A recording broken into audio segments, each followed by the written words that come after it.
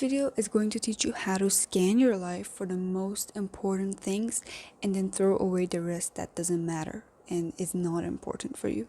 Hello to all my beautiful souls out there. It's Faye. I feel everything, so you don't have to. This video is not about how to gain and get to something or some goal. This video is about how to let yourself loose and let it go. Eventually, this video is going to teach you how to not give a fuck, how to stop trying that hard, The intro that I told you is a part of the book called The Subtle Art of Not Giving a Fuck. This is like a summary of chapter 1 of this book, plus my therapy and my life, my lived experience, and I lived this, so I know that it's gonna help you a lot. In your life, there are a lot of factors, there are a lot of things, a lot of problems you're dealing with, and a lot of things that you give a fuck, Like maybe a relationship that you care about, maybe like a coworker, whatever, we humans are we can care about everything all at once. So there are definitely a million things that you care about. There are definitely a lot of things that are constantly in your brain and you're overthinking about them. There are things that you're trying and kicking your ass to get to, and you have goals, you have dreams, you have people in your life and all of these things, but still you are not in the laser focused part, you're not focused on life. But still there's definitely things that are bothering you, and you really sometimes sit down with yourself and think that this doesn't worth it. So this book is also about how to care less about things that really doesn't matter.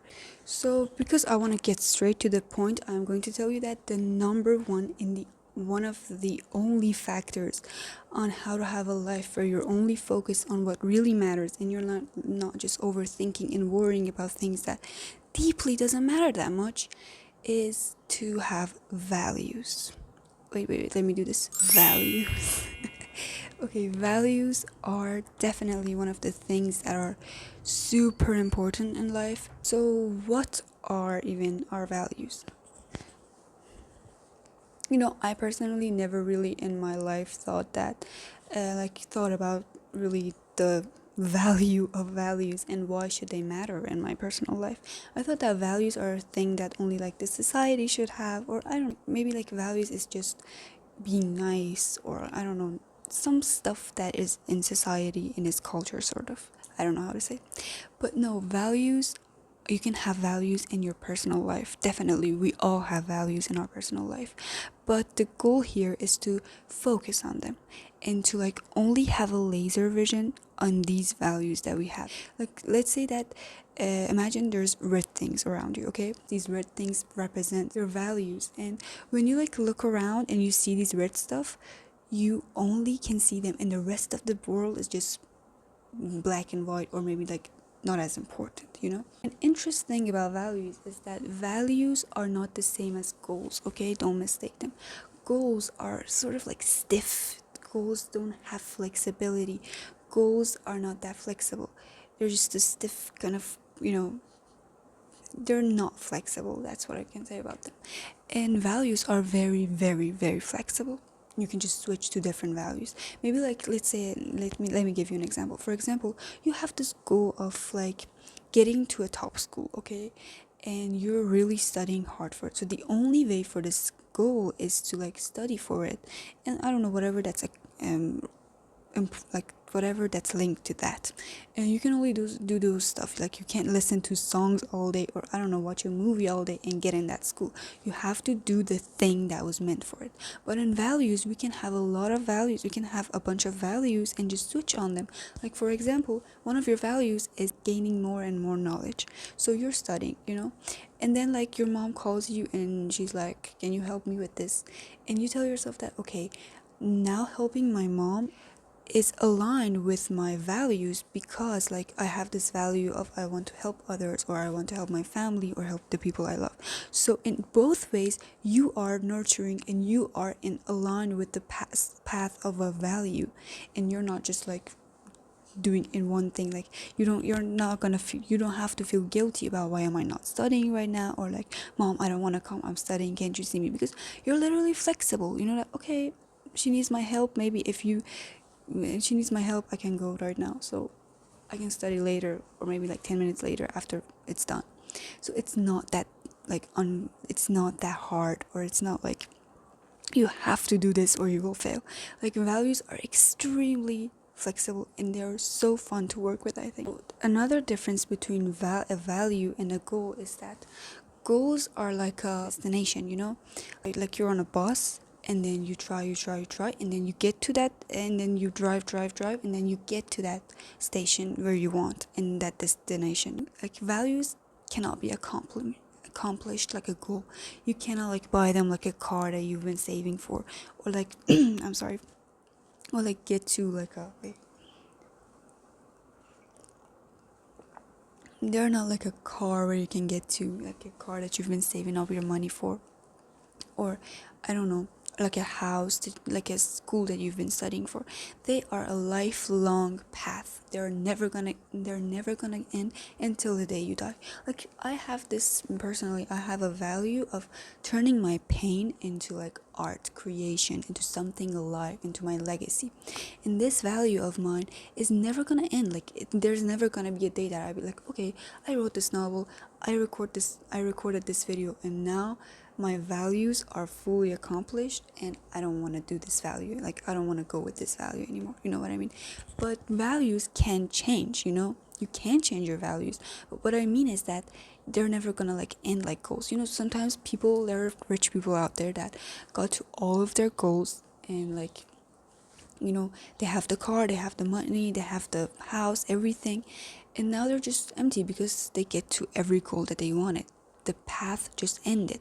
But values never end, and that's, I think, one of the fun and challenging things about it, because we humans really love meanings, and we really love something that doesn't end, because when that goal ends we really feel empty. So we want to avoid that as a human. And one thing that my therapist said that was really impacted on me was that if all the humans on this planet would just focus on their own goals and on their own values, if they would just focus on their own values, this world would have been definitely such a better place, and everybody would be and we all would have our mental health really more put together, and we really did feel better about ourselves and our lives, and all those suicides and everything like would just drop way more than before, you know. And it's like miracle. One of the biggest things that you can do in life is to just focus on your own values, focus on your own like beliefs, values, and what you do for them. And another thing about values is that it's not like I say that, okay, I have this value where I like to like turn my art and turn my pain and my lived experience into something in this real world.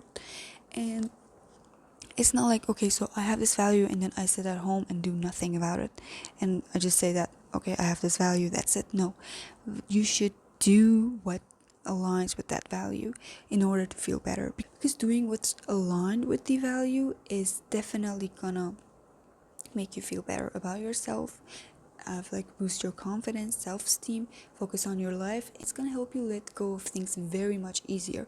Like for example, you're in a bad relationship, the relationship is not really helping you. Does this align with my value? Does this person, what they do, align with my values? They probably don't. Like they're probably not even worth it. So you just have an easier time to let it go. There is gonna be pain, but you're also gonna be able to focus on what matters and less on the past. Like overall, this is really gonna help you to like just be in the present moment, because values are about the present moment, not about the past, not about the future, about right now. And I think that's one of the most beautiful things about values, because these are one of the things that can help you overthink less, think about bullshit less, worry less, let go of things easier, and also detach. Like the art of detachment is also in setting values. Like all of these videos that we have about detachment and all that, it's just about setting a bunch of values for yourself and just focusing on them, setting a bunch of goals and just focusing on them. But mostly it's first values and then these goals and all of that. Another thing that my therapist said was that a valuable life is a life that has like can fit all your values in it, and besides that, all your emotions and all your needs. We humans have needs, all of us. We all have needs, we all have these values, and we all have these emotions, and we want them all in the same circle. And we don't want to like numb our emotions, numb our needs, and just say that I want to go with my values. No, they should all fit each other, in a bubble, if you imagine it. Now I want to give you a kind of homework, okay? So I want you to get a notebook, get a notebook and write down your values in it. For example, a couple of my values is, I said, flexibility in life. Another one of my values is being healthy, having a healthy body and a healthy mental health. Another one was that I told you to leave a legacy, turn my experiences into something. And another one of them was helping people, which and for each one, I want you to have your notebook and right in front of them what you can do for each one of these values that you have. For example, for the one that I told you, that I want to turn my experience into something in real life, I am recording this video. This video is mostly from the stuff I've been through, and then I went to therapy for them, and I worked on myself, and the books I read. This is my lived experience that I'm now sharing it with you. So I turned it into something solid. And another thing, and this also aligns with my value of helping others, because even if it helps one person, that really means a lot to me, way more than you can think about it. For health, I can eat healthy, eat more fruits, or just be specific about them if you can, and focus on those stuff, okay?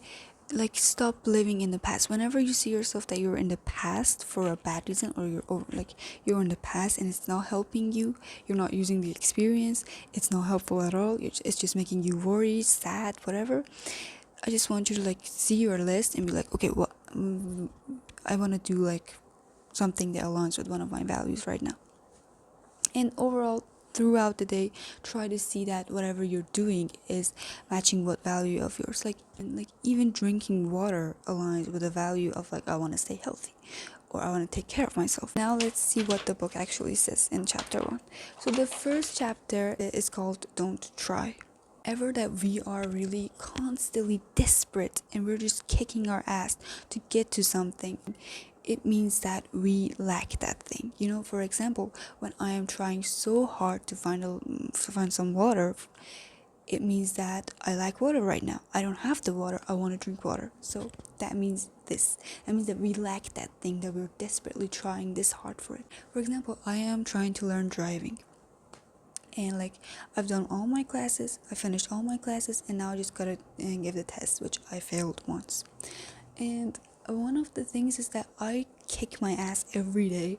I practice a lot, I practice in my head, I read the book, just whatever that I can do.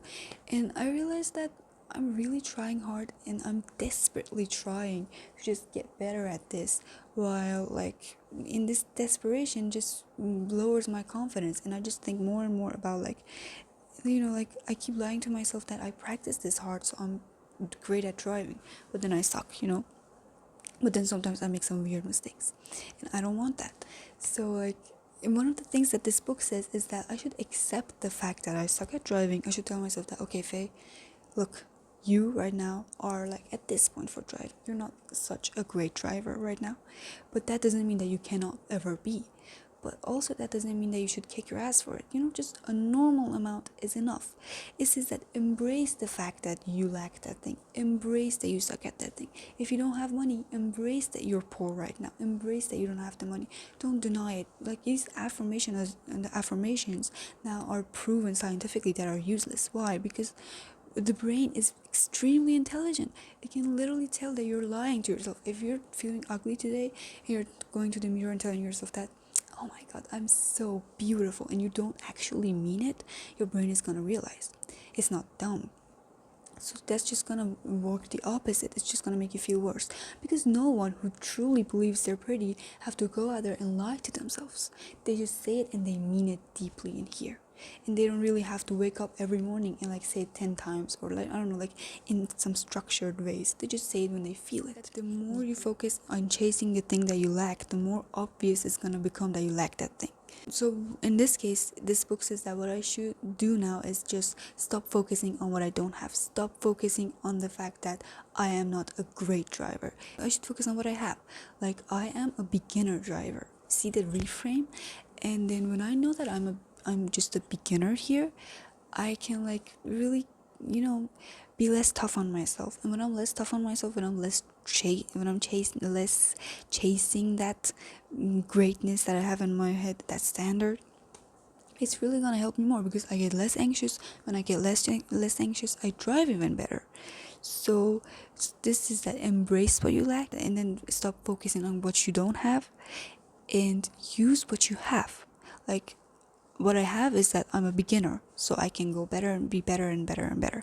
Not that I'm not great at driving, which is here. It's that I'm a beginner and I can get to there. You know what I mean? This book says that the key to a better life isn't not giving a fuck, like isn't just not giving a fuck about everything overall, like saying that I don't give a fuck about this, I don't give a fuck about this and everything. It's not being careless. The key isn't that. The key is to just give a fuck only for things that are important and intuitive. And then a phrase that this book uses is feedback loop from hell. It's really interesting. When I suck at driving, I start blaming myself, okay? And I'm like, oh my god, Faye, you fucked up. This sucks. Oh my god. And then I get angry at myself. Why am I blaming myself? Like, we humans have this ability to get angry while we're angry, to get sad at why we're sad. We just have this ability to get mad at ourselves for why we are mad, and that's so interesting. You know, it comes from not accepting those negative emotions. Like when I feel sad, I should say that, okay, I'm sad. When I fuck up, I should say, okay, I fucked up. I shouldn't like be mad at myself. Why did you fucked up? Oh my god. And then get mad at myself that, why did I tell myself? Why did you fuck up? You know, it's very complicated. Next up, this book just says that accept the negative experiences, accept the negative stuff, accept that you suck at driving sometimes.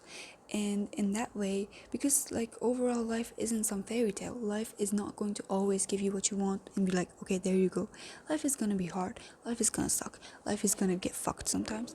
And that's it. You have to get over it. You shouldn't blame yourself for it. You shouldn't be mad at yourself. You shouldn't be sad at yourself for that, okay?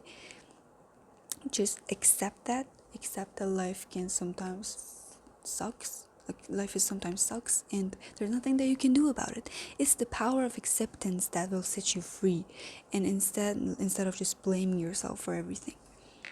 And I think one of the most interesting phrases that I get to hear and read is that wanting and chasing a positive experience is a negative experience itself. Accepting a negative experience is a positive experience. Did you get it? It's just connected to the last thing that I told you, that acceptance is gonna make you feel better. Like accepting a negative experience is going to make you feel better than chasing a positive experience about yourself. Like for example, when I chase the positive experience of like when I'm like moving on, when I'm like constantly trying so hard to move on when it's just day one of a breakup, you know, that's just, I'm chasing for relief from that pain, and that chasing for like something positive is not going to have a positive outcome, you know. It's a negative experience because because we only chase things that we don't have, and I don't have that right now. But accepting that is a starting point, and it's going to make you feel better. Like accepting the fact that, okay, it's just been one day of my breakup, so it's normal that I'm sad, is like one of the powerfulest things that you can do. As I said before, acceptance is a very powerful and positive experience. Social media took that acceptance from us. Like we cannot accept a day where we have a acne on our face. We cannot accept that we are sad today. Like there's like millions and millions and millions of photos of people who are doing happy and who are doing well, who are doing better than you, who have much more money than you, and you just see these people and you see that nobody's sad here, and then you tell yourself that, okay, then maybe the fact that I'm sad is bad, and then you start chasing for positive feelings, for positive experiences, because all you see out there on social media is these positive experiences that people share. Nobody's gonna share their negative experience. You'll never find happiness if you keep chasing the signs of it, and you'll never live if you keep looking for the signs of life. That's really beautiful. Like we're just constantly looking around to see like, this life, is this real, is this reality real, blah blah, all these things that people think about to see like if this life is even real or not. This just shifts their focus from the what they're in to like chasing for it.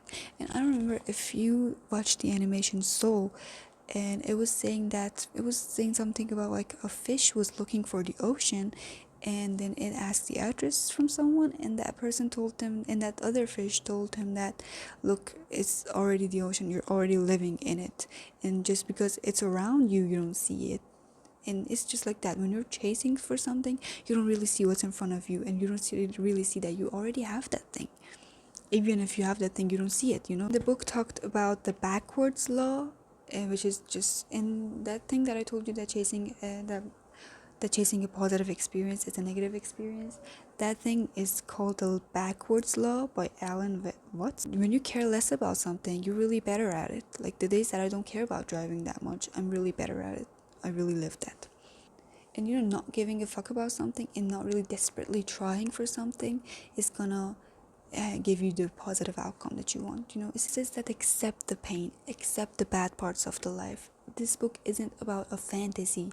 This book isn't about, like, this doesn't say that you should live in a fantasy where pain doesn't exist, you should numb your pain. No, it says that accept them. Accepting them, naming them, all of these things is going to help you, like, let that feeling go. The feeling can be there, but you let it go. And if you, like, stop chasing for feeling better and better and better, that's actually gonna make you feel much better. Like when I'm sad, when you're sad, just pause and tell yourself that, okay, I am sad right now. It's magical, guys. So overall, this was the summary of chapter 1 of the book, the subtle art of not giving a fuck, and my therapy and my lived experience. And overall, I really hoped you enjoyed this, and I really wrote the summary here, you know, for you guys. And I hope you enjoyed this video. I'm definitely going to talk more about values later. I'm going to record the next chapters, definitely, because I just love this book. Don't forget to like the video and also subscribe my channel if you could, and like hit that bell over there, so like whenever I post something, you will be noticed. And also, I have a favor to ask. Smile for me. Okay.